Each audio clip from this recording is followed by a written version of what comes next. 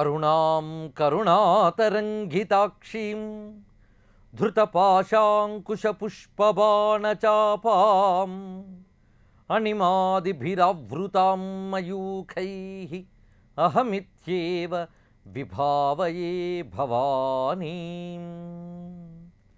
శివాయ గురవే నమః. శ్రీమాత్రే నమః. గురుమూర్తి గుణనిధి గోమాత గుహజన్మభూ. ఇందులో గురుమూర్తి అనే నామానికి అర్థాన్ని చెప్పుకున్నాం. గురువు అమ్మవారి యొక్క స్వరూపమని, అమ్మవారే గురువుగా భక్తుడిని అనుగ్రహించడానికి వస్తుంది. ఏ జీవుడు ఏ విద్య ద్వారా తరించాలో ఆ విద్య అమ్మవారి స్వరూపంగా గురుస్వరూపంగా ఆవిష్కరింపబడుతుంది. కనుక గురువు అంటే దైవ ప్రేరణ వల్ల లభించేటువంటి వాడు. అలాగా గురువు ద్వారా ఏ అనుగ్రహం మనకు వస్తున్నదో ఆ అనుగ్రహం అమ్మవారి యొక్క స్వరూపమే. అందువల్లనే గురువును, దేవతను, మంత్రమును అభేద బుద్ధితో చూడమని చెప్పారు. విద్య ద్వారా పొందబడే లక్ష్యము గురువు. ఈ మూడు కూడా అభేద దృష్టితో, అద్వైత దృష్టితో ఏకమే. ఆ దర్శనమే ఇందులో లభిస్తుంది. భారతీయ సంస్కృతిలో గురువును పరబ్రహ్మ స్వరూపంగా భావన చేస్తాం. అందులో గురు పరంపర ఏదైతే ఉందో ఈ గురు పరంపర అంతా కూడా అమ్మవారి అనుగ్రహ పరంపరే. గురువుకు ఉండవలసిన లక్షణాలు చెప్పారు. ఆ లక్షణాలన్నీ మూర్తి కడితే అమ్మవారు. సుందర, సుముఖ, స్వచ్ఛ, సులభో, బహుతంత్రవిత్, అసంశయ, సంశయచ్ఛిన్. ఇవి గురు లక్షణములుగా చెప్పబడ్డాయి. సుందర, సుందరుడై ఉండాలట గురువు. సుందర అంటే సుతరాం ఆద్రియతే ఇది సుందర అంటే ఆదరణ భావం కలిగి ఉండాలి గురువు. సుముఖ, సుముఖంగా ఉండాలి అంటే ముఖంలో ప్రసన్నత ఉండడం ఒకటి. శిష్యుడి పట్ల సుముఖుడై ఉండాలి. అంటే విముఖుడై ఉంటే గురువుకి ఆ లక్షణం తగదు. అందువల్ల సుముఖుడై ఉండాలి. స్వచ్ఛ, కపటం లేకుండా ఉండాలి గురువు అని చెప్పారు. సుందర, సుముఖ, స్వచ్ఛ, సులభ, శిష్యుడికి ఎప్పుడూ అందుబాటులో ఉండాలి, సులభుడై ఉండాలి. బహుతంత్రవిత్, తంత్రము అంటే ఉపాయము అని అర్థం. బహు ఉపాయాలు తెలియగలగాలి. ఎందుకంటే విద్య అనేది ఎలా ఇవ్వాలి అంటే ఒక వైద్యుడు రోగికి ఏ విధంగా ఔషధాలు ఇస్తాడో ఆ విధంగా విద్యనివ్వాలి. అంటే రోగి లక్షణాన్ని అనుసరించి వైద్యం చేసినట్లుగా శిష్యుడి యొక్క లక్షణాలను అధ్యయనం చేసి తదనుగుణంగా వివిధ ఉపాయముల ద్వారా విద్యనివ్వాలి. ఆ ఉపాయాలు శాస్త్రబద్ధమై ఉండాలి. అందువల్ల శాస్త్రబద్ధమైన ఉపాయములు తెలిసినవాడు బహుతంత్రవిత్ అన్నారు. అసంశయ, సంశయచ్ఛిన్. సంశయచ్ఛిన్ అంటే సంశయములను పోగొట్టువాడు అని. శిష్యుడికి విద్య విషయంలో ఏ సందేహాలు వస్తాయో ఆ సందేహాలు పోగొట్టగలగాలి. సందేహాలు పోగొట్టగలగాలి అంటే ఆ సందేహాలు ముందు తనకు లేకుండా ఉండాలి. అందుకే అసంశయ, సంశయచ్ఛిన్ అన్నారు. సంశయరహితుడై సంశయాలను పోగొట్టగలిగే శక్తి ఉన్నటువంటి వాడు అవ్వాలి. ఈ లక్షణాలన్నీ నిజానికి ఎవరి దగ్గర ఉన్నాయంటే పరిపూర్ణురాలైనటువంటి అమ్మవారి వద్ద ఉన్నాయి. ఆ అమ్మవారు ఒక జీవుణ్ణి అనుగ్రహించాలన్నప్పుడు ఈ లక్షణాలను గురువు ద్వారా ఇస్తారు. కనుక గురువు ద్వారా ఏ లక్షణాలు ద్యోతకమై శిష్యుణ్ణి తరింపజేస్తున్నాయో ఆ లక్షణాలన్నీ అమ్మవారికే గనక గురువుకి అమ్మవారికి అభేదం చెప్పారు ఇక్కడ.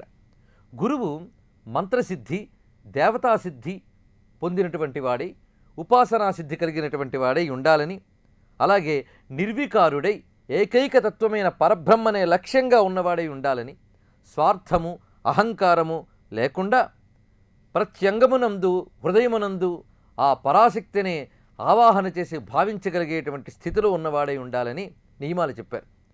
గురువు లేని విద్య వన్నెకెక్కదని, గురి లేక ఎటువంటి గుణికి మోక్షము లేదు అన్నారు. అది మన త్యాగరాజస్వామి వారు కూడా. అందుకే గురువు లేనిది మోక్షమే లేదు అని చెప్పారు. గురువు ద్వారా విద్య వస్తున్నది. అంతేకాక గురువు అనిపించుకోవాలి అంటే ఏం చేయాలి అనేదానికొకటి. వేదాల్లో కానీ, వేదాంగ విద్యల్లో కానీ, లేదా ఏ విద్యలో గురువు అవదలుచుకున్నాడో ఆ విద్యలో సంపూర్ణమైన పాఠవం కలిగి దీక్ష పొంది ఒక పుష్కర కాలమైన అంటే 12 సంవత్సరాల పాటైన సంప్రదాయ సిద్ధంగా ఆ విద్యను అధ్యయనం చేసి సిద్ధి పొందిన వాడే ఆ విద్యను ఇతరులకు బోధించడానికి అర్హుడవుతాడు అని మనకు శాస్త్రం చెప్తోంది. అటువంటి సక్రమ సంప్రదాయబద్ధమైన విద్యాసిద్ధి పొందినటువంటి గురువు అమ్మవారి స్వరూపమే గనక గురుమూర్తి అని చెప్పబడుతున్నది అమ్మవారు. ఇక్కడ గురుమూర్తి అనే నామంతో మనకు శ్రీ విద్యకు పరమ గురువు అయినటువంటి దక్షిణామూర్తి స్ఫురణకు వస్తుంది. గురుమూర్తి, దక్షిణామూర్తి అనే మాట ఉన్నది మనకి. గురుమూర్తి అంటే దక్షిణామూర్తి స్వరూపమే అమ్మవారు అని, శ్రీ విద్యకు ప్రధాన గురువు దక్షిణామూర్తి, అలాగే సకల విద్యలకి గురువు దక్షిణామూర్తి. ఈశాన సర్వ విద్యానాం అని చెప్పినట్లుగా కనుక సర్వ విద్యల గురువైన దక్షిణామూర్తి అమ్మవారి స్వరూపమే గనక గురుమూర్తి అని చెప్పబడుతున్నారు. పైగా అమ్మవారే గురుమండల రూపిణిగా విద్యల్ని ప్రసాదిస్తుంది గనక పురాణాలలో ఉపనిషత్తుల్లో అమ్మవారే గురువుగా ఎందరినో తరింపు చేసినటువంటి విషయాలు మనకి కనిపిస్తాయి. కేనోపనిషత్తులో ఇంద్రునకు అమ్మవారు ఉమా హైమవతి బహుశోభమాన స్వరూపంతో సాక్షాత్కరించి శ్రీ విద్యను ఉపదేశించినట్లుగా చెప్పబడుతున్నది. అదేవిధంగా దేవీ భాగవతంలో హిమవంతునకు అమ్మవారే జ్ఞానోపదేశం చేసినట్లుగా ప్రత్యక్షమవుతుంది మనకి. ఇలాగా గురుమూర్తిగా అమ్మవారు గురుత్వం వహించి నడిపించేటువంటి తల్లి కనుక అమ్మని గురుమూర్తి నామంతో కీర్తన చేసి తర్వాత గుణనిధి అని చెప్పారు. గుణనిధి, గురువైన వానికి ఏ సద్గుణాలు ఉండాలో ఆ సద్గుణాలన్నిటికీ అమ్మ నిధి, కొదవ లేకుండా ఉంటాయి, ఎక్కడ కొరత లేకుండా ఉంటాయన్నమాట. ఆ విధంగా సకల సద్గుణ నిధి జగదంబిక అని, దీనినే అనంత కళ్యాణ గుణములు అని అంటారు. అటువంటి కళ్యాణ గుణమయి అయినటువంటి అమ్మవారిని ఆరాధించడం వల్ల ఆరాధించేవాడికి ఆ సద్గుణాలు అలవడి ఆ సద్గుణాల ద్వారా క్రమంగా కైవల్యాన్ని పొందుతాడు. కనుక కళ్యాణ గుణములకు నిధి అయినటువంటి తల్లి కనుక గుణనిధి అని చెప్పారు. నిధి అక్షయవాచకం, అక్షయమైనటువంటి లక్షణాన్ని నిధి అంట. ఎంత తీసినా తరగని సంపద ఎక్కడుంటుందో అది నిధి. కనుక సద్గుణములకు నిధి వంటిది అమ్మ, ఆ సద్గుణములకు ఎప్పుడూ కూడా కొరత ఉండదు అని చెప్పడం. పైగా ఈ గుణము అనేటువంటి శబ్దము శాస్త్రముల్లో బహువిధములుగా వాడబడుతుంది. అన్నిటికీ ఇక్కడ అర్థం సమన్వయింపబడుతుంది. షడ్గుణములు ప్రధానంగా చెప్పారు. భగవతీదేవికి షడ్గుణములు ఉన్నాయని, ఆ షడ్గుణములు ఐశ్వర్యము, వీరత్వము, యశస్సు, శోభ, జ్ఞానము, వైరాగ్యము, ఇవి షడ్గుణములు. ఈ షడ్గుణములు కొరత లేకుండా పరిపూర్ణంగా ఉన్న తల్లి గనక గుణనిధి అన్నారు. అలాగే సృష్టిలో ఒక్కొక్క దానికి ఒక్కొక్క గుణం ఉంటుంది. ఆ గుణము వల్ల ఆ వస్తువుకి ఒక ఉనికి, ఒక మనుగడ అంటూ ఏర్పడతాయి. కనుక వస్తువుకు ఆ గుణమిచ్చి ఆ గుణము ద్వారా వస్తువును పోషిస్తూ ఒక గుర్తింపు తెస్తున్నది పరాశక్తి గనక గుణనిధి అని. అవే శబ్ద స్పర్శ రూప రస గంధములు పంచభూత గుణములు. పంచభూతాలకు ఒక్కొక్క భూతానికి ఒక్కొక్క గుణం ఉంది. ఆ గుణము ఆ భూతానికి ఎవరి వల్ల వచ్చింది? అమ్మ వల్లనే వచ్చింది. ఈ గుణములన్నిటికీ మూలము అమ్మవారు గనక గుణనిధి అని చెప్పబడింది. అలాగే సౌజన్య గుణములు అని చెప్పబడుతూ కొన్ని ఉన్నాయి. సౌజన్యము అంటే సుజనత్వ భావం, సౌజన్యం. సుజన అంటే మంచి జనుడు అని అర్థం. ఆ సౌజన్యానికి సంబంధించిన గుణాలు ఏవి అంటే త్యాగము, శౌర్యము, ఔదార్యము, సచ్చీలత ఇలాంటివి. ఇలాగా చెప్పబడుతున్న సౌజన్య గుణములన్నిటికీ ఎవరు నివాస స్థానమో ఆ తల్లి గుణనిధి. ఇలాగా సర్వసద్గుణనిధి జగదంబిక. అంతేకాక సృష్టికి మూలమైనటువంటివి త్రిగుణములు అని. సత్వ రజస్తమో గుణములు. దైవీ హేషా గుణమయి మమ మాయ అని కృష్ణ పరమాత్మ కూడా చెప్పారు. మహామాయ అయినటువంటి జగదంబిక ఈ మూడు గుణములను నియమిస్తూ ఈ ప్రపంచాన్ని నడుపుతున్నది. మౌలికమైన గుణములు ఈ మూడు అయినప్పటికీ ఈ మూడింటి నుంచి ఇంకా అనేక గుణములు పుట్టాయి. సత్వగుణములో అనేక రకములు ఉన్నాయి, రజోగుణములోనూ రకములు ఉన్నాయి, తమో గుణములోనూ రకములు ఉన్నాయి. ఇక ఈ మూడింటి మిశ్రమం వల్ల కూడా అనుపాత భేదాలతో అనేక గుణములు ఉద్భవిస్తూ ఉంటాయి. కొన్ని చోట్ల రజోగుణం అధికమై సత్వగుణం తమోగుణం తగ్గుతాయి. అప్పుడు ఒక రకమైన గుణములు ఉత్పన్నమవుతాయి. అలాగే తమోగుణం అధికమై సత్వగుణములు రజోగుణములు తక్కువగా ఉన్నప్పుడు ఒక రకమైన గుణములు వ్యక్తీకరింపబడతాయి. సత్వగుణ ఆధిక్యత ఉండే మిగిలిన గుణములు తగ్గినప్పుడు మరి ఒక రకమైన గుణములు ఉత్పన్నమవుతాయి. మూడు సమానంగా ఉన్నప్పుడు అదొక స్థితి. ఇలాగా గుణముల్లో కూడా ఈ మూడు మౌలిక గుణముల మిశ్రమం వల్ల అనేక భేదాలు కనిపిస్తాయి. ఈ భేదాల అన్నింటిగా ఈ ప్రపంచమంతా వ్యాపించినటువంటి మహామాయ జగదంబి గనక గుణనిధి అని చెప్పబడుతున్నది. ఇలాగ మహామాయా స్వరూపిణి అని మరి ఒక అర్థము. ఇంకొక అర్థంలో గుణము అంటే వ్యూహము అని అర్థము. వ్యూహము అనగా ఒక స్ట్రాటజీ అన్నమాట. ఈ ప్రపంచ నిర్మాణంలో ఒక వ్యూహం ఉంది, ఒక పద్ధతి ఉంది. ఆ పద్ధతి ప్రకారం ఈ ప్రపంచం నిర్వహింపబడుతుంది. కనుక ప్రపంచ నిర్వహణకి అవసరమైన వ్యూహములు ఏవైతే ఉన్నాయో ఆ వ్యూహములన్నీ శక్తి స్వరూపాలు. ఈ శక్తి అంతా కూడా పరమాత్మదే. కనుక ఈ వ్యూహములన్నిటితో కూడిన పరమాత్మని గుణనిధి అన్నారు. అంటే వ్యూహములకు నిధి అని అర్థం అన్నమాట. ఈ వ్యూహములు మానవుని మేధకి అంతుపట్టవు. ఆ విధంగా మన మేధస్సుకు అంతుపట్టనటువంటి బహువిధములైన వ్యూహములు కల తల్లి పరమాత్మ స్వరూపిణి కనుక గుణనిధి అని చెప్పబడ్డారు.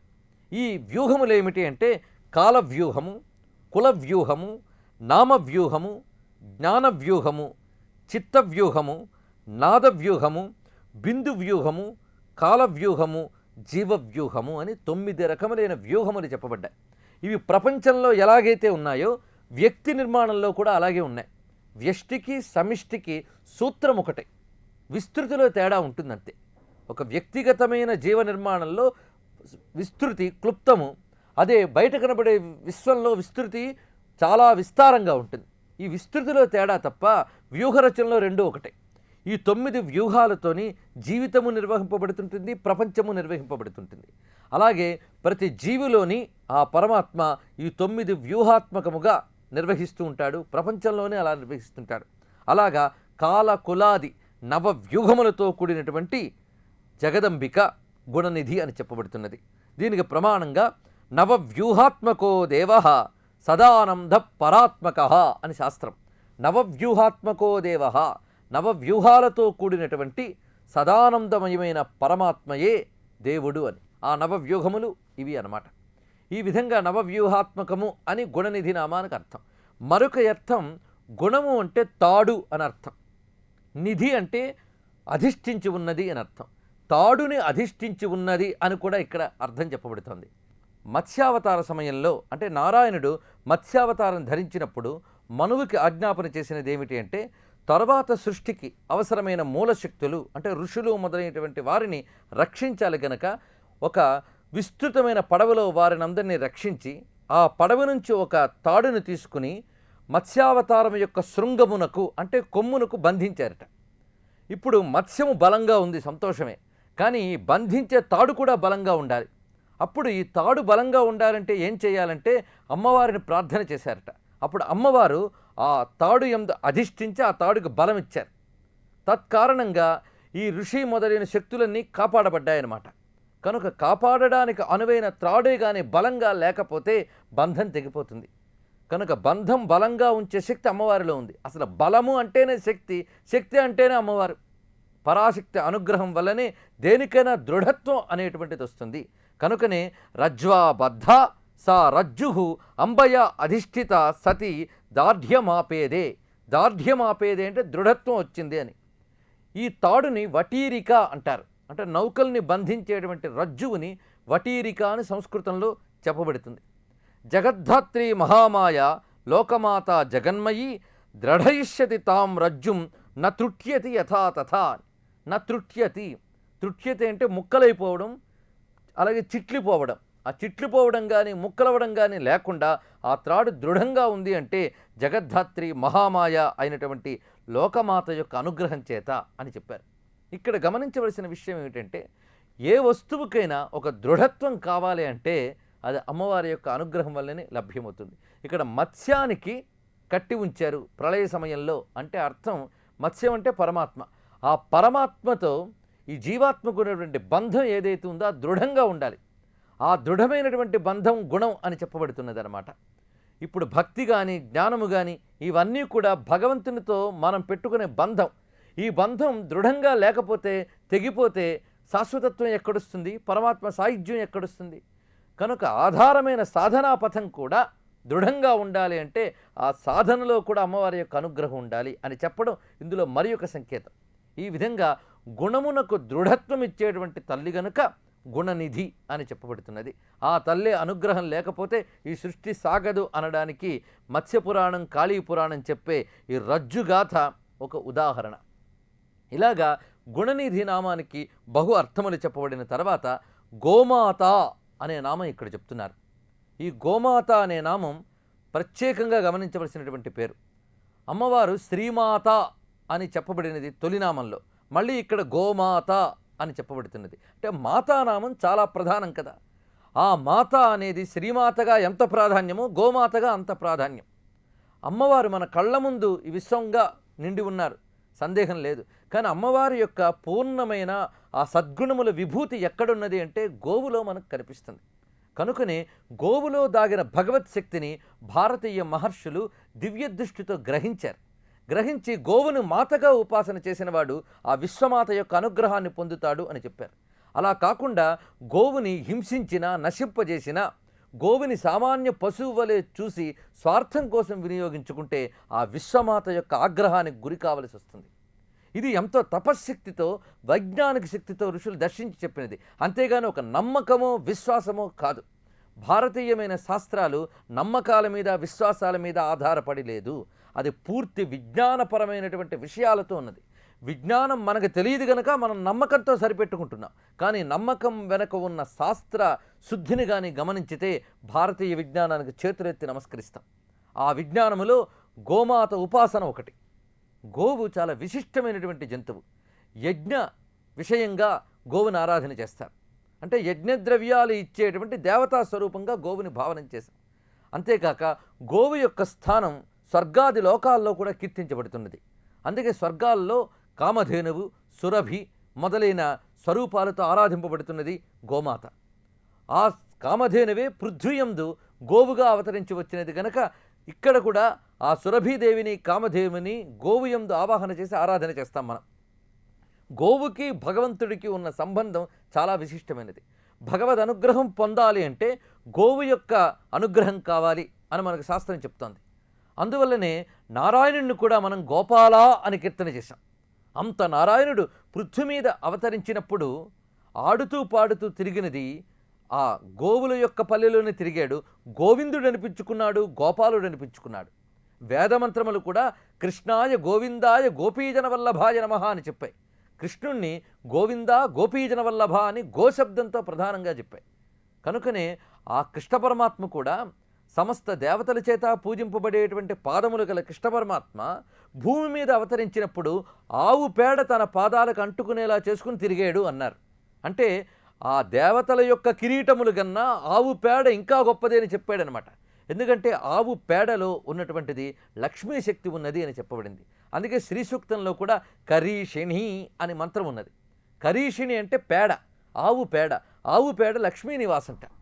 దీనికి మహాభారతంలో ఒక చక్కటి ఇతివృత్తం చెప్పబడింది. అసలు గోవు యొక్క ప్రశస్తి లేకుండా భారతీయమైన ఏ గ్రంథము లేదు. రామాయణం కానీ, భారతం కానీ, భాగవతం కానీ, ఇంకొక వైపు అష్టాదశ పురాణాలు కానీ, ఆగమాలు కానీ, ఆయుర్వేదం కానీ, ఏ విద్య తీసుకున్నప్పటికీ గోవు ప్రశస్తి చెప్పారు. అందులో ఆయుర్వేదంలో గోవు ఒక ఔషధాలకు మూలమైనటువంటి శక్తిగా ఆవు నుండి వచ్చేటువంటి గవ్యములు, పంచగవ్యములు అని చెప్పబడుతున్నాయి. అంటే ఆవు పాలు, ఆవు పెరుగు, ఆవు నెయ్యి, ఆవు మూత్రము, గోమయము, ఆవు పేడ, ఈ 5 పంచగవ్యములని, ఈ పంచగవ్యములతో ఔషధాలు తయారు చేస్తే అనేక దీర్ఘకాలిక రోగములకు కూడా విమోచనం ఉందని చెప్తున్నారు. అంతేకాదు మహాపాతకాలను నివారింపజేసే శక్తి పంచగవ్య ప్రాశనకుంది. అందుకే పంచగవ్య ప్రాశన శుద్ధి చేస్తుంది అని చెప్పారు.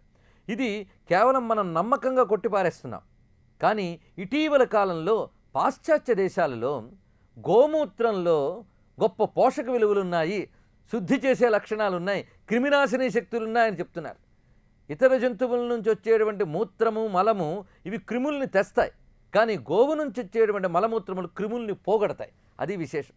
అంతేకాదు గోమయంతో అలికిన ఇంటిలోకి రేడియేషన్స్ రావని చెప్పారు. అణుధార్మిక శక్తిని కూడా నిరోధించే శక్తి ఆ గోమయానుకుందని విజ్ఞాన శాస్త్రవేత్తలు అనేక విధాలుగా పరిశోధిస్తున్నారు. ఇంత జరిగిన గోవుని దేవతగాను, పంచగవ్యాలను ఔషధ ద్రవ్యాలుగాను, తర్వాత దేవతా ద్రవ్యాలుగా, యజ్ఞ ద్రవ్యాలుగా భావించిన భారతదేశంలోనే ఇప్పుడు గోవు యొక్క ఉనికి ప్రశ్నార్థకమవుతున్నటువంటి కలికాలంలో మనం కూరుకుపోతున్నాం. మిగిలిన జంతువులు, ప్రతి జంతువు దేవతా స్వరూపమైన గోవు ఎటువంటిది అంటే నివురు ఊదిన నిప్పు లాంటిది. అంటే దేవతాశక్తి ప్రస్ఫుటంగా దాగి ఉంది గోవులో. సృష్టిలో అనేకములైన జంతువులు, అనేకములైన వృక్షములు కొన్ని దేవతాశక్తిని ప్రకటిస్తాయి, కొన్ని మరికొన్ని శక్తులను ప్రకటిస్తూ ఉంటాయి. కానీ పూర్తి దేవతాశక్తిని ప్రకటించేటువంటి జంతువు గోవు. అందులోని మహాభారతంలో చెప్పిన ఇతివృత్తం ప్రకారము లక్ష్మీదేవి గోవు వద్దకు వచ్చిందట. వచ్చినప్పుడు గోవులు పలకరించేట, ఏమమ్మా ఇలా వచ్చేవని. నాకు మీ దగ్గర ఉండాలనుంది, నాకు చోటు ఇవ్వండి అని అడిగింది లక్ష్మీదేవి. సాధారణంగా అందరూ లక్ష్మీదేవికి చోటు ఇవ్వడానికి కుతూహలపడతారు. అలాంటిది లక్ష్మీదేవి చోటు అడిగిందిట గోవులకి, ఎక్కడైనా నాకు చోటు ఇవ్వండి అని. అప్పుడు గోవులు ఆలోచించి, సరే మా పేడ యందు నువ్వు వసించి ఉండు అన్నట్ట. ఎందుకంటే మా పేడ మంగళకరము గనక, మంగళకరమైన వస్తువుల యందు లక్ష్మి ఉండాలి గనక మంగళకరమైనటువంటి కరీషమునందు అంటే ఆవు పేడ యందు లక్ష్మి ఉండాలి అని గోవులు శాసించేయట. అప్పుడు మహద్భాగ్యాన్ని మీరు ప్రసాదించారు అని చెప్పి గోవులకు నమస్కరించి లక్ష్మి అక్కడున్నది అని మహాభారతంలో కథ చెప్పారు. దీనిలో అంతరార్థం ఏమిటంటే గోమయం లక్ష్మీ నివాసము అని చెప్పడం, అందుకే కరీషిణీం అని చెప్పారు. అలాగే ఆవు పేడతో చేసిన పిడకలని యజ్ఞంలో వాడతారు. ఆ వాడినప్పుడు వచ్చే అగ్ని ఉందే, ఆ అగ్ని లక్ష్మిని కలిగిస్తుంది. అందుకే జాతవేదో ఆవహ అన్నప్పుడు ఆవు పేడ వల్ల రగిలినటువంటి అగ్ని లక్ష్మిని తీసుకొస్తుంది అని అంతరార్థాన్ని అందులో చెప్పారు. అంతేకాక ఆవు పాలకు సంబంధించినటువంటి విషయాల్లో మంత్రములన్నీ దాగి ఉన్నాయని, దేవతలు దాగి ఉన్నారని చెప్పబడుతుంది. అంటే అమృతము, గంగ, లక్ష్మి ఈ మూడు ఈ పంచగవ్యముల్లో దాగి ఉన్నాయట. అమృతం ఎక్కడ దాగి ఉంది అంటే పాలలోనూ పాల ద్రవ్యములోనూ దాగి ఉందిట. అంటే పాలు, పెరుగు, నెయ్యి ఈ మూడింటిలో అమృతం దాగి ఉందని, గంగ గోమూత్రము యందు దాగి ఉందని, లక్ష్మి గోవు యొక్క పేడ యందు దాగి ఉందని చెప్పబడుతున్నది. ఈ మూడు కూడా అమ్మ స్వరూపాలే, అందుకే గోమాత అని చెప్పబడుతున్నది. ఈ మాతృభావనంతా గోవు యందు నిక్షిప్తమైంది. ఈ దర్శనాన్ని మనం గమనిస్తే దేవతలకి పాలతో వండే పదార్థాలు పెడతారు. ఏ పాలు వాడాలి అంటే నిస్సంకోచంగా ప్రతి శాస్త్రం చెప్పింది ఆవు పాలతో చేసిన పదార్థములే దేవతలకు నివేదించాలి. అంటే అభిషేకానికి వాడిన గోవు యొక్క పాలే వాడాలి. అలాగే యజ్ఞములకు వాడిన గోవు యొక్క పాలతో చేసిన నెయ్యినే వాడాలి.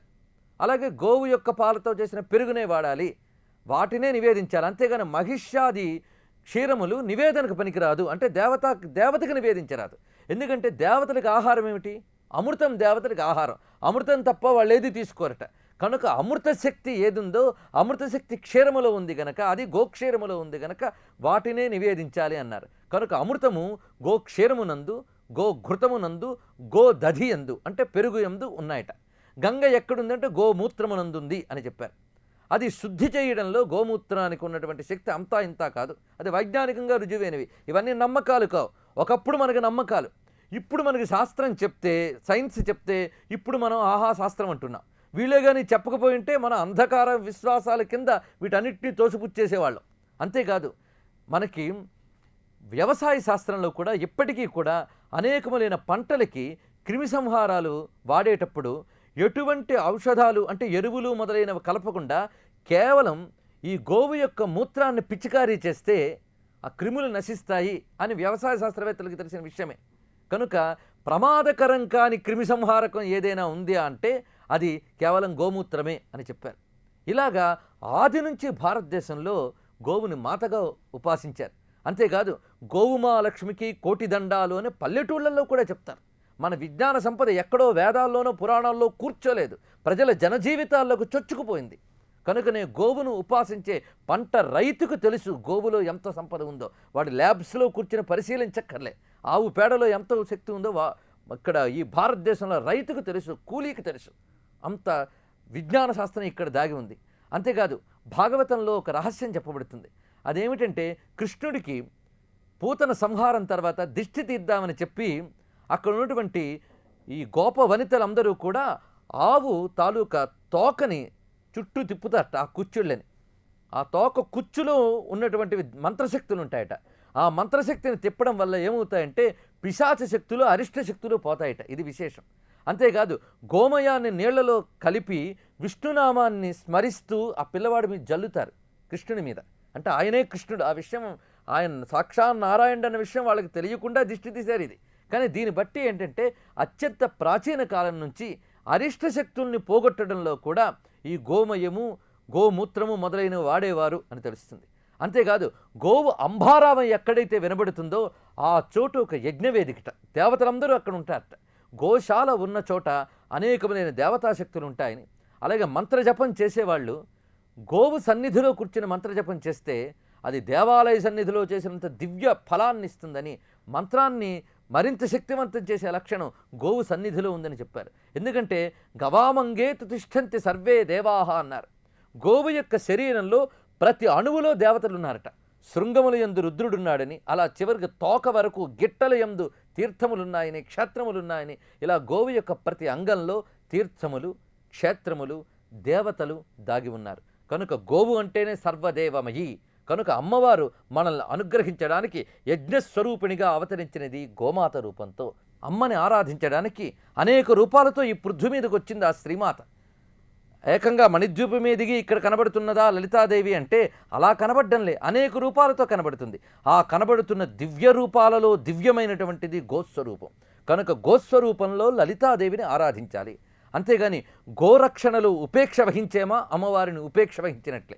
అలాగ అటువైపు ఉపేక్షించి ఇటువైపు పీఠాలు పెట్టుకుని పూజ చేసినంత మాత్రాన అమ్మ అనుగ్రహించదు. తిరిగి గోమాతల్ని మనం పోషించినప్పుడు, ఆ మాతల్ని సేవించుకున్నప్పుడే నిజమైన శ్రీమాతృ సేవ, నిజమైన శ్రీ విద్యోపాసన. అది లేకుండా ఎన్ని ఉపాసనలు చేసినా ప్రయోజనం లేదు. గోవిందా గోవిందా అని జపం చేయొచ్చు, మంచిదే.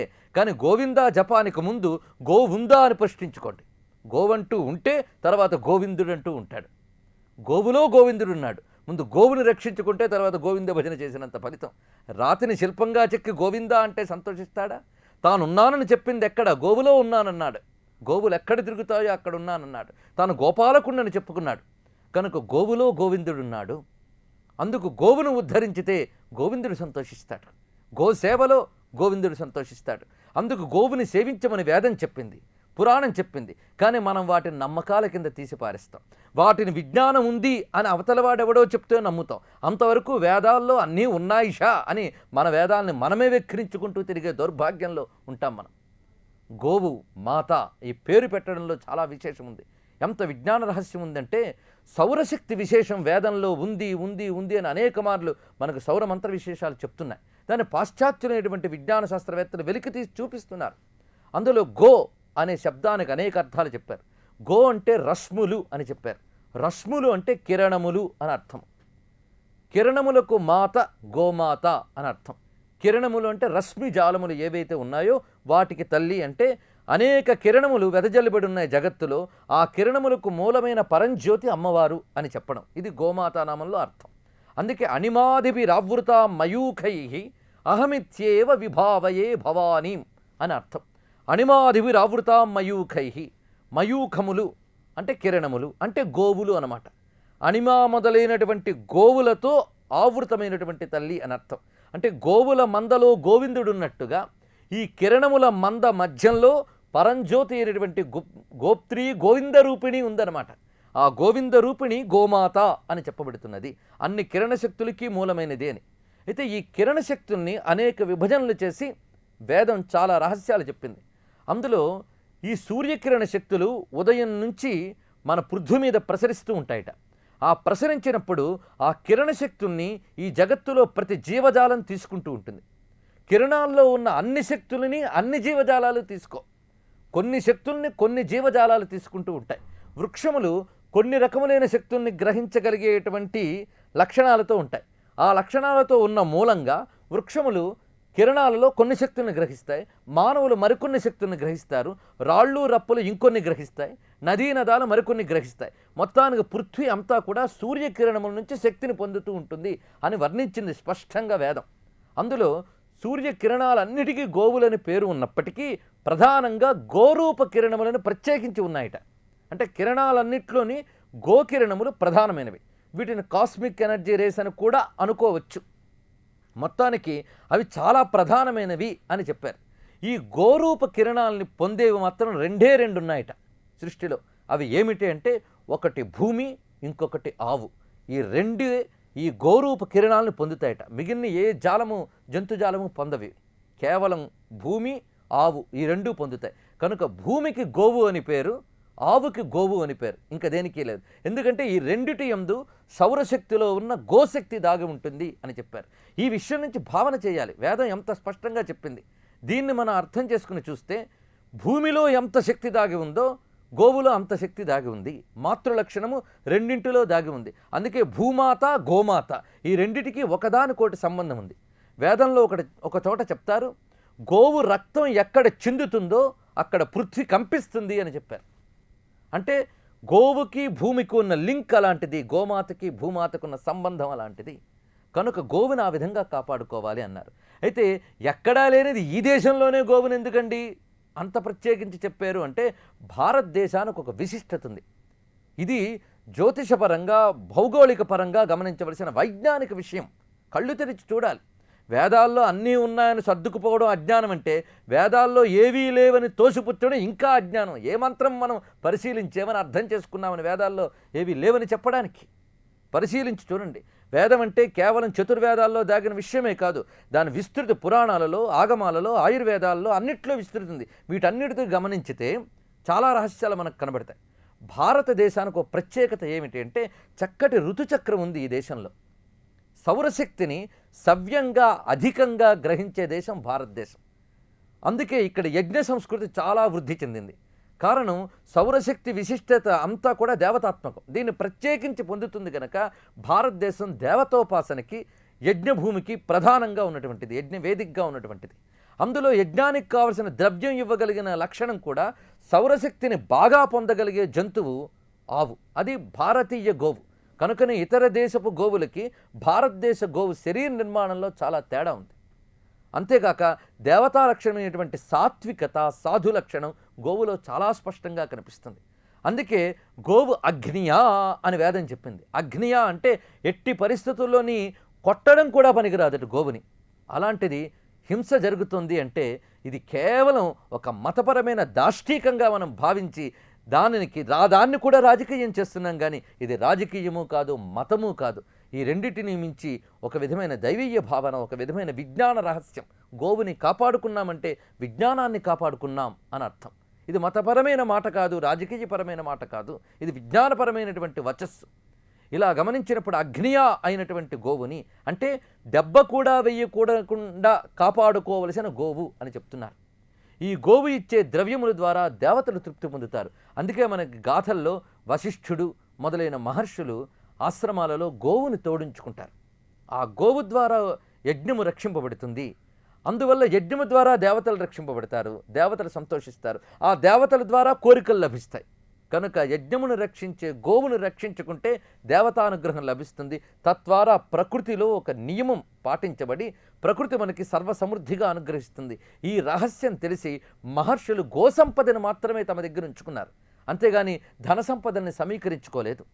అందువల్లనే జమదగ్ని దగ్గర ఉన్నటువంటి గోవును తీసుకువెళ్ళడానికి వచ్చినటువంటి కార్తవీర్యార్జునుడు ఆ గోవుల మీద దాష్టీకం చేయడం కనిపిస్తుంది. అదేవిధంగా విశ్వామిత్రుడు వశిష్ఠుని ధేనువు మీద దాష్టీకం చేయడానికి ప్రయత్నించడం, అప్పుడు ఆ గోవు రోమ కూపాల నుంచి సైనికులు పుట్టడం, ఈ కథంతా కూడా గోవుకి ఎటువంటి స్థానం భారతదేశం ఇచ్చిందో గమనిస్తాం. ఇటువైపు రామాయణాలని, భారతాలని దండం పెడుతూ విష్ణువుని దేవుడంటూనే గోవుని మనం బాధ పెడుతున్నామంటే ఆ విష్ణువు సంతోషించాడు, రామాయణాలను అందించిన మహర్షులు సంతోషించారు. ఇంకొక వైపు మనకి సుదక్షిణ దిలీపుల కథలో కూడా గోసేవ గురించి చాలా విశిష్టంగా చెప్తారు. దిలీపునికి సంతానం లేదని సంతానార్థి అయిన వశిష్ఠుని వద్దకు వచ్చి ఏ పాపం వల్ల నాకు సంతానం కలగలేదో చెప్పమని అడిగితే వశిష్ఠుడు చెప్తాడు, ఒకసారి నువ్వు దేవతలకి యుద్ధంలో సాయం చేయడానికి వెళ్ళావు. అంటే దేవదానవుల యుద్ధం జరిగినప్పుడు దేవతలకు సాయం చేయడానికి వెళ్ళి తిరిగి వస్తూ ఉండగా ఆ మధ్యలో కామధేనువు విశ్రాంతి తీసుకుంటోంది. కానీ అది నువ్వు గమనించలేదు. ఆ గమనించక వచ్చేస్తూ ఆ ధేనువుని దాటి వచ్చావు. ఆ దాటి వచ్చిన పాపానికి కానీ నీకు సంతానం కలగలేదని చెప్పారు. అంటే అర్థం పవిత్రమైన వస్తువుని దాటి వెళ్ళిపోకూడదు, ఆగి నమస్కరించి వెళ్ళాలి. పవిత్రమైన వస్తువులు అంటే దేవతాశక్తిని కలిగి ఉన్న వస్తువులు కొన్ని ఉన్నాయి. అవేమిటి అంటే అశ్వత్థ వృక్షము, వేదవేత్త, తులసి, బిల్వము, గోవు, ఇవన్నీ పవిత్రమైన వస్తువులు. అలాగే పుణ్యనదులు, వీటిని చూస్తే ఆగి నమస్కరించి వెళ్ళాలి. అది మన భారతీయ సంస్కృతి. అలా కాకుండా వెళితే దేవతాశక్తిని అవమానించడం, ఆ అవమానించిన దోషం చేత కొన్ని ఫలితాలు అనుభవించవలసి వస్తుంది.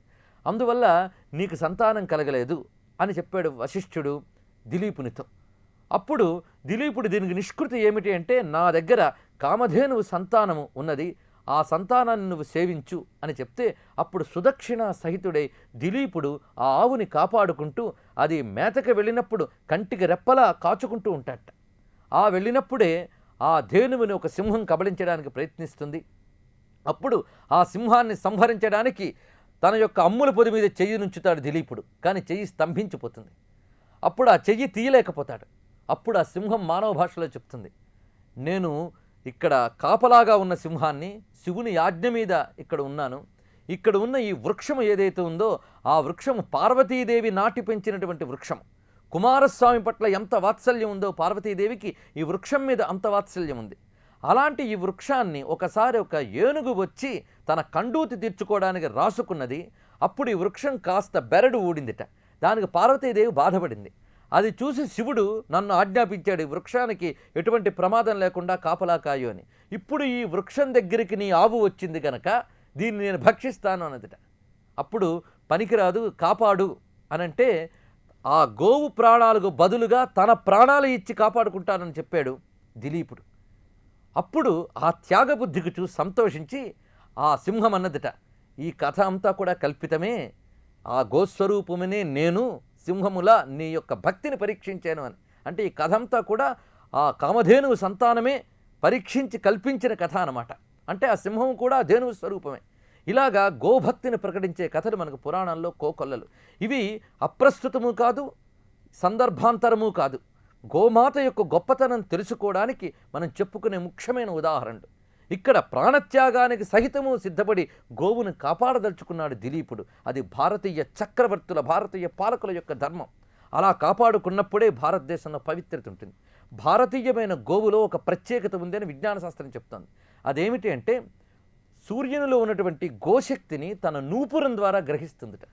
అందువల్లనే భారతీయ గోవు యొక్క నూపురంలో స్వర్ణనాడి అనే ఒక ప్రత్యేకమైన నాడి ఉందని, ఆ నాడి వల్ల భారతీయ గోక్షీరంలో తేజస్సు అధికంగా ఉంటుంది అని చెప్పారు. అంటే వర్చస్సునివ్వగలిగే శక్తి గోక్షీరంలో ఉంది. వర్చస్సు దేవతా స్వరూపం, అది ప్రత్యేకత అనమాట.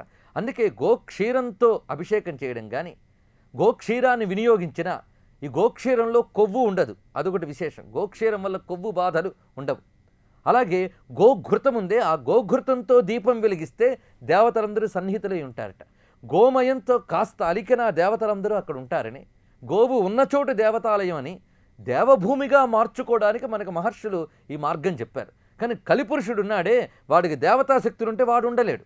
కనుక ఏం చేశాడంటే మేధావులు అనుకునే కుహనా మేధావులు బుద్ధుల్లో దూరాడు కలిపురుషుడు. దూరి గోశక్తిని తోలనాడేటువంటి దుస్థితి మనకు వచ్చింది. తద్వారా గోశక్తిని కోల్పోతున్నాం, తద్వారా దేవతాశక్తిని కోల్పోతున్నాం. దేవతాశక్తులను కోల్పోతే వాటికి విరుద్ధమైన పైశాచిక శక్తులు ఆవహింపబడతాయి. తద్వారా మన బుద్ధులు కూడా సరిగ్గా పనిచేయం. అందువల్ల గోమాతగా మనం కొలుచుకుంటున్నాం. గోవు అని పేరు పెట్టడంలో కూడా సౌరశక్తి సంబంధమైన విశేషం ఉందని మన శాస్త్రాలు చెప్తున్నాయంటే ఎంత రహస్యమైన విజ్ఞానం మనకుందో చూడండి. పంచగవ్యములు అవి సూక్ష్మదేహాన్ని, స్థూలదేహాన్ని శుద్ధి చేయడమే కాక అనేక దీర్ఘకాలికములైన రోగములకు ఔషధములుగా పనిచేస్తున్నాయి. ఇటీవల కాలంలో పంచగవ్య ఔషధాలకి ప్రశస్తి పెరిగింది. ఎందుకంటే ఏ వైద్యము కుదర్చలేనటువంటి దీర్ఘకాలిక వ్యాధులని ఈ పంచగవ్య చికిత్స ద్వారా మనం కుదర్చగలుగుతున్నాం ఈ రోజుల్లో. అంటే గోసంపదని వృద్ధి చేసుకోవాల్సిన అవసరం ఎంత ఉందో చూడండి. యావత్ మానవ కోటి క్షేమం కోసం, అది మానవ కోటి క్షేమం కోసం. ఎందుకంటే రోగాలు అందరికీ వస్తాయి.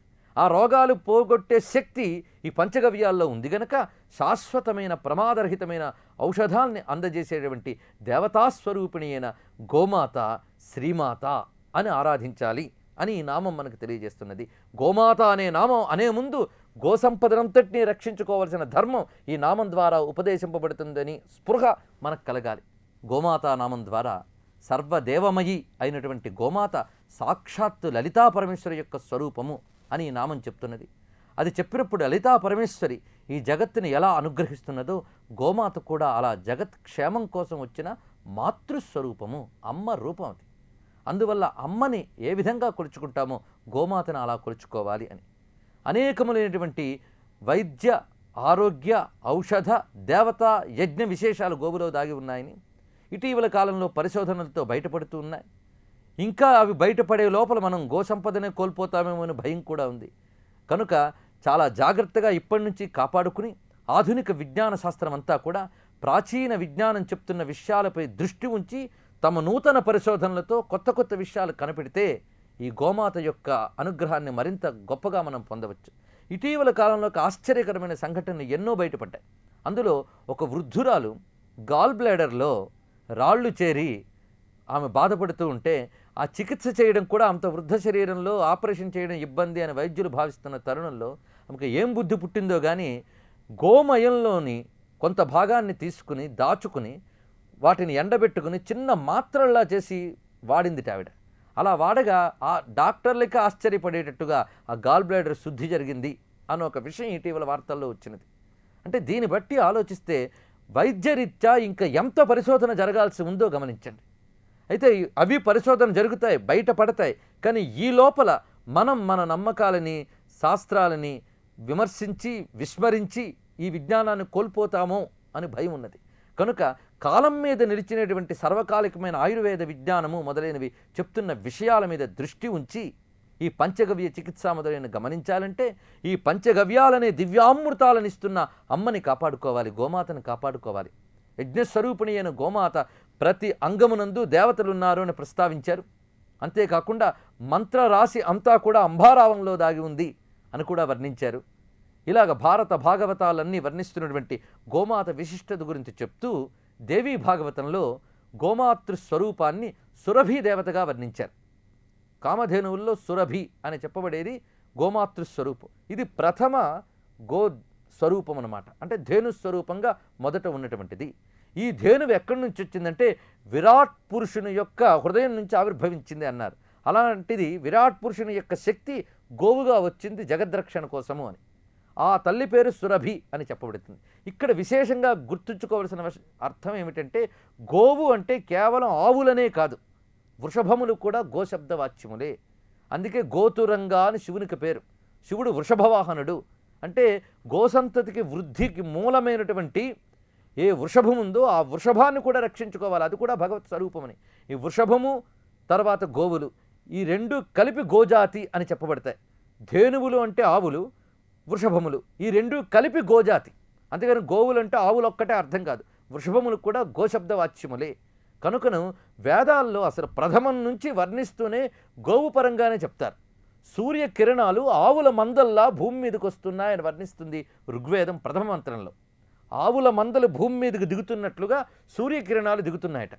అసలు సంధ్యా సమయంలో ఆవుల మందలు వెళ్ళడం అనేది పల్లెటూళ్లలో కనిపించిన దృశ్యం. ఇప్పుడు అవి కూడా మృగ్యమైపోతున్నాయి మనకి. గోధూళి వేళ అని ఒక చక్కని సమయం చెప్పబడుతోంది. సాయంకాలంలో గోవులు మందలుగా వస్తాయట. ఆ మందలుగా వస్తున్న గోవుల్లో అవి అంబారావారు చేస్తూ అమాయకమైన సాత్విక లక్షణాన్ని ప్రకటిస్తూ వస్తూ ఉంటే ఒక్కొక్క గోవు ఒక్కొక్క వర్ణంతో ఉంటుంది, అనేక రంగులతో. అలాగే సూర్య కిరణాలు కూడా అనేక వర్ణములకు కారణమైన కిరణ శక్తులవి. ఈ కిరణాలన్నీ కూడా మందల వలె ఉంటే వాటి మధ్య ఉన్న సూర్యమండలాంతర్వర్తి అయిన నారాయణుడు గోవిందుడై ప్రకాశిస్తున్నాడు అని వర్ణించారు.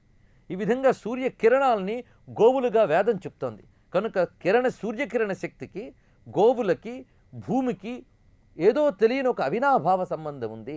ఈ సూర్యకిరణాలలో దేవతాశక్తులు దాగి ఉన్నాయని చెప్తున్నది. ఎందుకంటే సూర్యకిరణ శక్తులు ఆకాశం నుంచి పృథ్వీ వరకు ప్రసరించుతున్నప్పుడు డిఫరెంట్ లెవెల్స్లో వాటి ఎనర్జీ ఉంటుంది.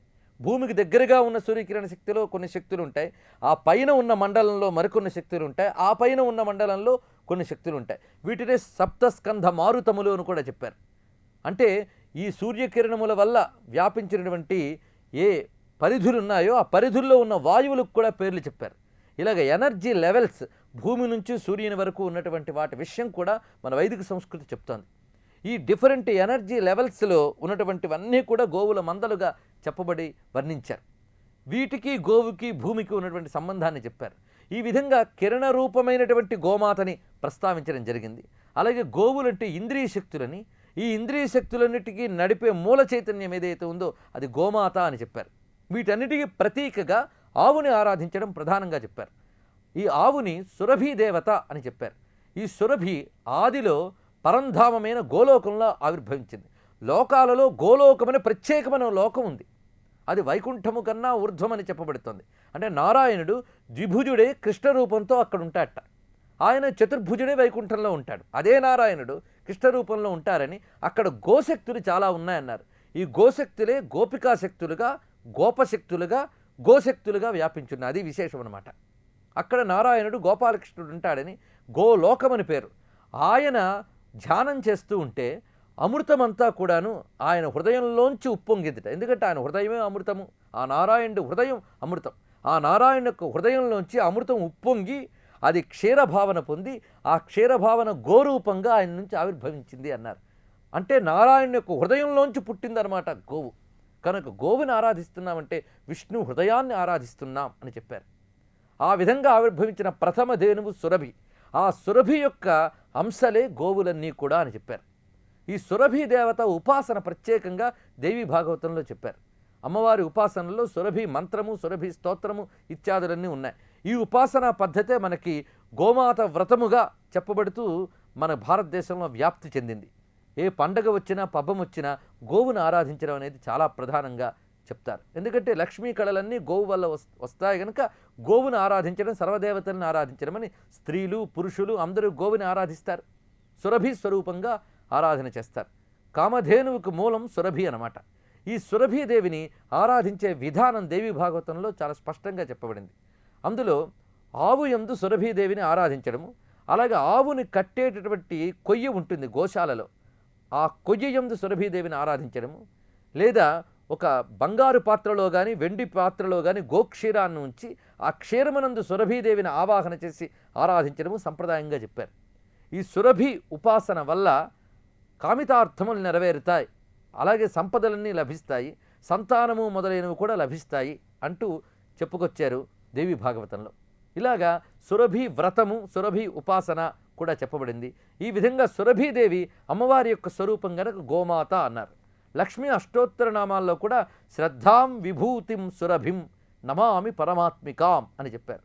శ్రద్ధాం విభూతిం సురభిం అంటే లక్ష్మీ స్వరూపంగా గోమాతను వర్ణించారు. అక్కడ మొత్తానికి పరాశక్తి యొక్క అవతారమే సురభి అని అర్థం. ఈ జగత్తులో అమ్మవారు అనేక దివ్యశక్తులతో ఆవిర్భవించారు కదా, అందులో ప్రధాన శక్తి గోశక్తి అని చెప్పబడుతోంది. అందుకే గోమాత ఉపాసన, గోవుని మాత అని చెప్పడంలో అమ్మా అని అంత వినయంగా, అంత భక్తిగా, అంత వాత్సల్య స్థానాన్నిచ్చి అమ్మను ఆరాధించారు.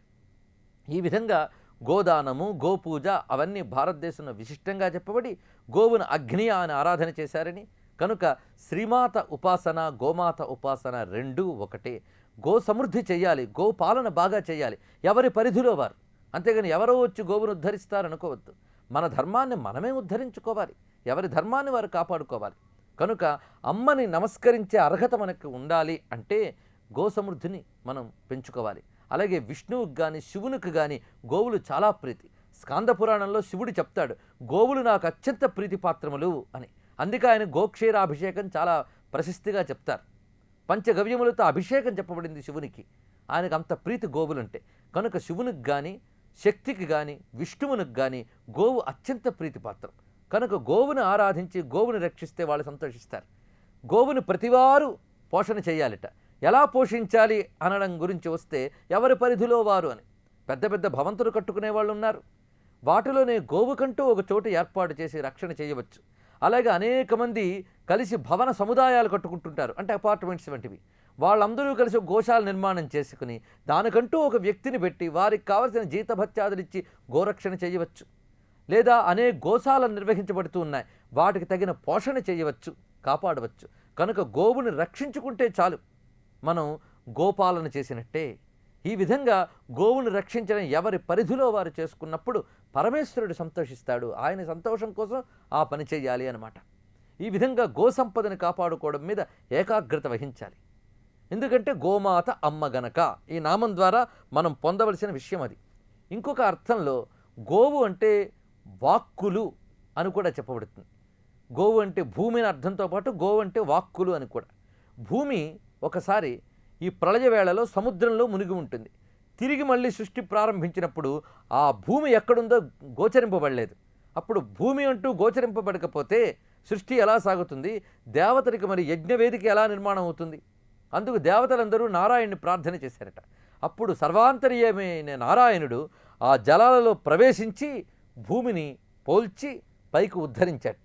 అలాగ నారాయణుని చేత తెలుసుకోబడి ఆయన చేత పాలింపబడినది కనుక గోవింద అన్నారు. ఈ పని ఎప్పుడు చేశాడు? ఆయన వరాహ అవతారంలో చేశాడు. అందుకే యజ్ఞవరాహం ఆదివరాహం అని చెప్పబడే నారాయణునికి గోవింద అని పేరు చెప్పబడుతుంది. ఎందుకంటే గవాం విందతి, గోవును తెలుసుకున్నాడు, భూమిని ఉద్ధరించాడు కనుక గోవింద అని.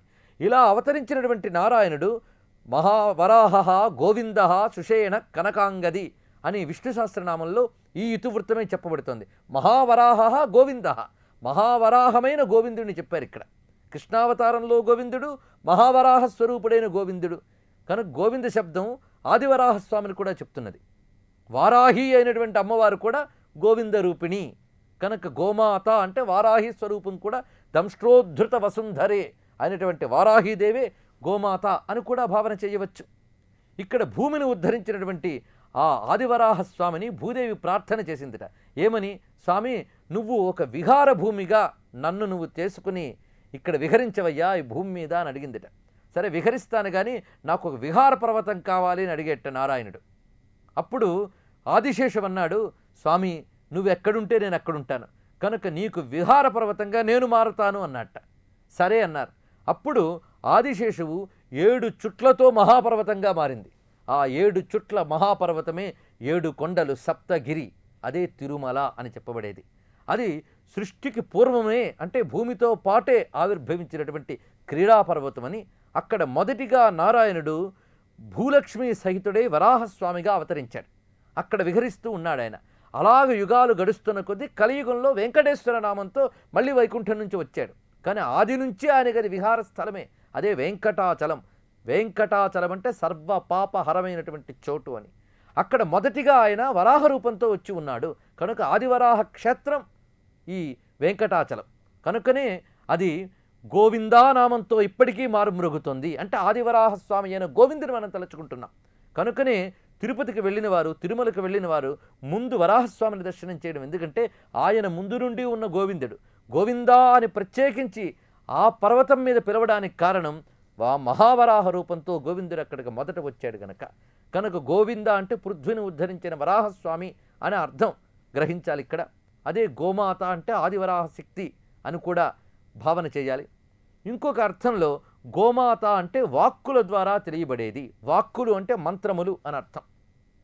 వేదమంత్రములే గోవులని, ఆ వేదమంత్రముల ద్వారా ప్రతిపాదింపబడే పరమాత్మయే గోవిందుడు లేదా గోమాత. వేదమంత్రములన్నిటికీ మూలమైనటువంటి శబ్దబ్రహ్మస్వరూపం. అలాగే వాక్కులు ఉన్నాయి. ఈ వాక్కులకు సంబంధించిన ఉపాసనే శ్రీ విద్యోపాసన. పరా, పశ్యంతి, మధ్యమ, వైఖరి, మాతృకావర్ణ రూపిణి అని వాక్స్వరూపాలు మనం చెప్పాం. ఈ వాక్కులే గోవులు.